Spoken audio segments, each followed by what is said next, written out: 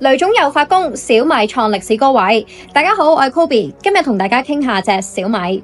小米6月26號發佈會，勁多亮點。重頭戲，小米首款 SUV YU7，一共有3個版本，售價253500至329900人民幣。開賣1個鐘，大訂已經高達289000架。雷軍話，未來5年會再投放2000億人民幣做研發。相信小米20週年嘅時候可以交出更加靚嘅成績表，大行齊齊唱好。綜合 A-Stop 報道，以花旗最牛，目標價睇到73蚊，比起6月27號半日收市價59個4，仍然有接近2成3嘅水位。受消息帶動，小米6月27號早段破頂，一度升接近8%，見61個4毫半。有睇開我港股 Watchlist 都知，小米係我心水之一。部署上我會等佢回一回，再入場搏繼續創新高。你哋有冇揸住小米呢？目標睇幾多？